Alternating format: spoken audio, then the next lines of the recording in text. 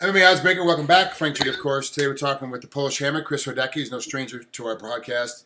He's getting ready to fight October 11th in Edmonton, World Series of Fighting 14 against Luis Huete.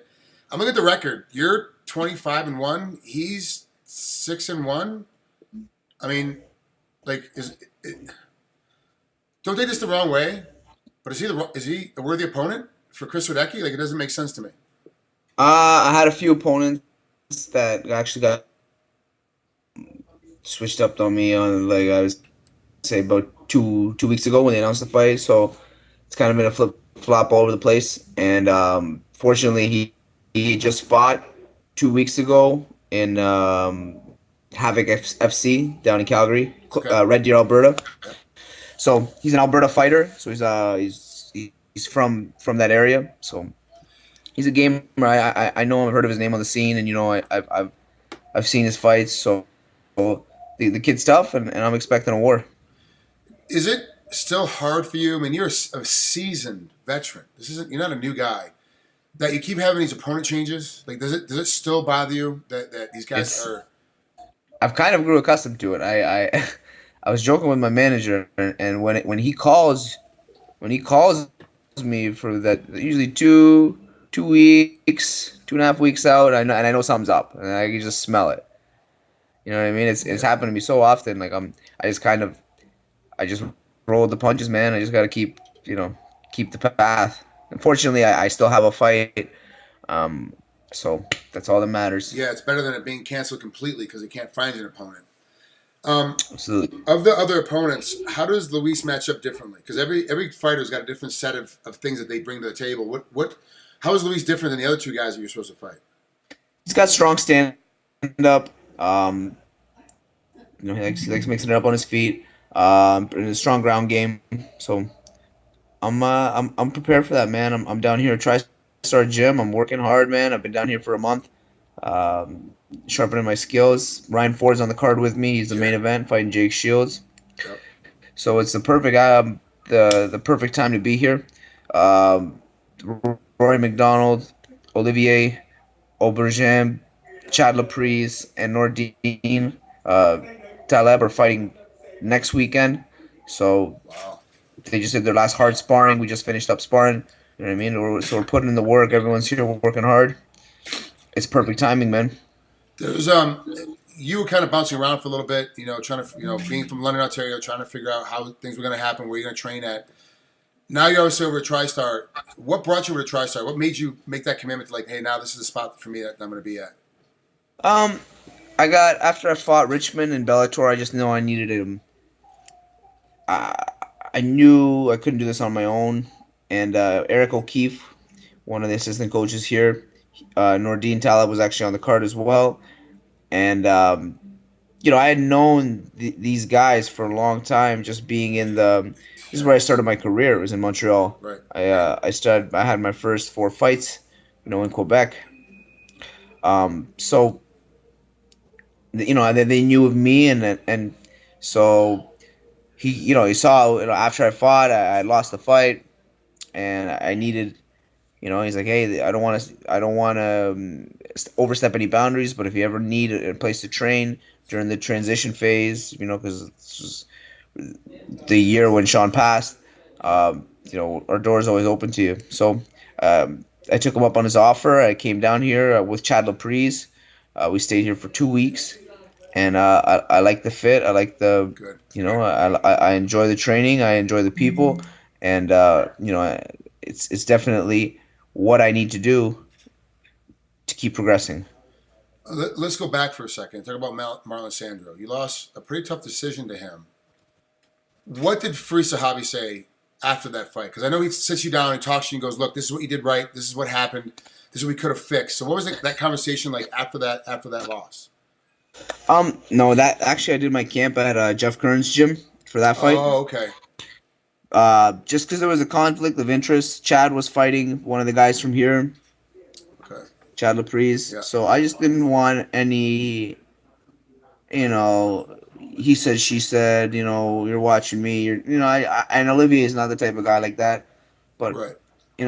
We were down. So that's why me and Chad and Stout, we were all fighting. And Malcolm Gordon, We were all down in Chicago training with Jeff, so I said, hey, I'm just going to stay here. So I did my camp there. I think with Marlon, I just didn't pull the trigger enough. Looking back at it, you know what I mean? That's kind of, I just waited and I respected him. How couldn't you, right? He's got numerous knockouts on his resume. He's fought everybody. Top 5 in the world a few years ago at featherweight. So I just respected his power too much. I thought it was even going into the third. Tried to see, I was pressing the action, and I thought I was gonna seal it with a takedown. Ended up slipping on my back, and then I was fighting off. I had an arm choke for a minute. So it is what it is, man. This is the game. You know what I mean? This is. Well, I'm used to this, so not for nothing. But if you look at your record, you lost to Richmond. You made a decision to go to Tristar. No contest with Brad Credle. Tim Smith, you win.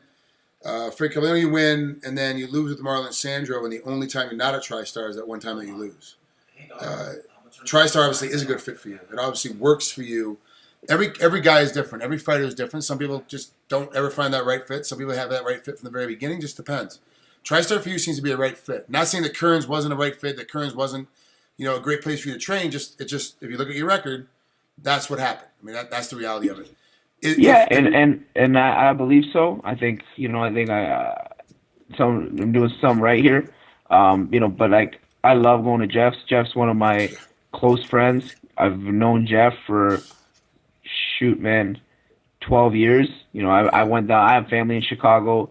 So I went down there when I was 15 and got actually, I was training with Jeff and sparring with Bart Palasevsky. So, wow.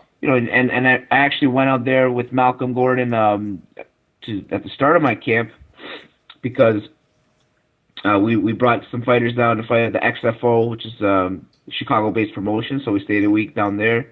So it's good, man. I'm happy I got this open door policy. Jeff's always welcome at my place. Any of the guys here, they're welcome at our place, Adrenaline Training and Fitness Center. Mm-hmm. And I think it's good. Learn and keep your circle, but always keep learning. Yeah, you're right. This you were for a while there. We were trying to find your spot. You were in kind of a weird spot, still fighting, but still trying to figure out what was going to happen next. And I'm glad you kind of found a home and still have great friends like Curran, and then found a home over at Tristar. This fight for you coming up here on October 11th is going to be a big fight. It's not a win or die fight. You're Chris Horodecki. You're a guy that's been around forever, but it definitely is a fight that you want to make a big notice. You want people to notice you in this one. You want people to understand that you're back and that you've got that fire in your hands and things like that. Have you had that conversation yet with Freese that you're like, look, I've really got to make a statement in this one. I'm gonna beat this guy. I'm gonna beat this guy, but I want to do it decisively. I want to make it a point. Have you had that conversation?